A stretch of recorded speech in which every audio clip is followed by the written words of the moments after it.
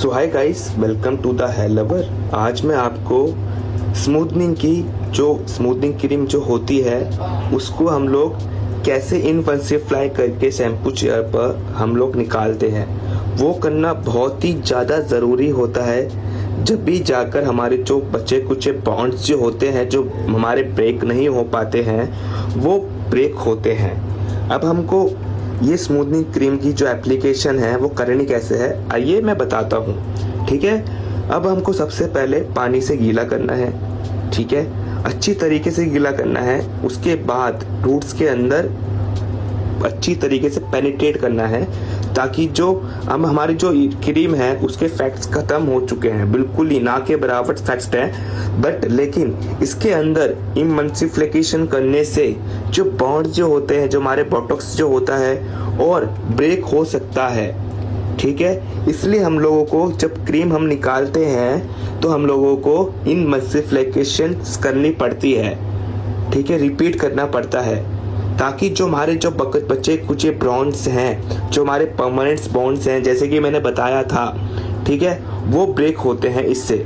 Direct हमको कभी भी जिंदगी में आप करो स्मूथनिंग, एक बात याद रखना, गांठ बांध लेना, इस बात को नोट कर लेना, चाहे पेपर नोट ले लो चाहे आप दिमाग पे नोट कर लो। ठीक है, बट लेकिन नोट करना बहुत जरूरी है। एक ही बार में री एप्लीकेशन मत करना, मतलब एक ही बार में मत निकालना, थोड़ा थोड़ा पानी लेना, उसके बाद फिर निकालना, ये एप्लीकेशन करना, उसके बाद फिर निकालना।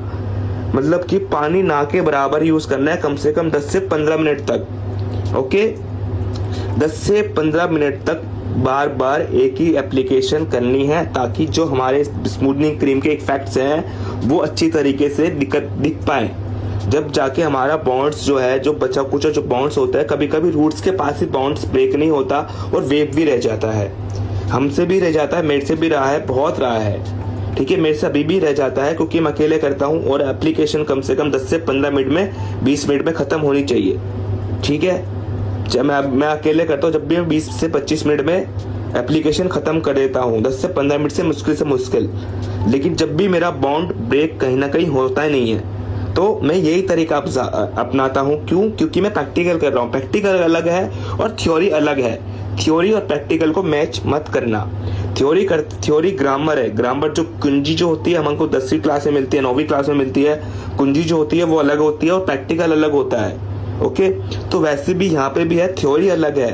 थ्योरी बॉन्ड ब्रेक करने का सिस्टम अलग है, बट लेकिन कभी कभी बॉन्ड ब्रेक नहीं हो पाता। क्यों नहीं हो पाता? टाइमिंग मैच नहीं कर पाती। कभी कभी बाल कहीं सेंसिटाइज होते हैं तो कहीं नहीं होते हैं। कभी कभी टाइमिंग भी ऊपर नीचे रह जाती है, नए पेरिया के ऊपर रह गए बाल, आपने नए पेरिया से स्टार्ट करा। ठीक है, स्मूथनिंग क्रीम की एप्लीकेशन नए पेरिया से स्टार्ट करते करते आप ईयर के पास आए, ईयर के पास आते आते आपका बहुत टाइम हो जाता है, वहां पे 10 मिनट हो गए, ईयर के पास आते आते आपके 20 मिनट हो गए, तो कहीं ना कहीं बॉन्ड्स का मैच भी नहीं होता।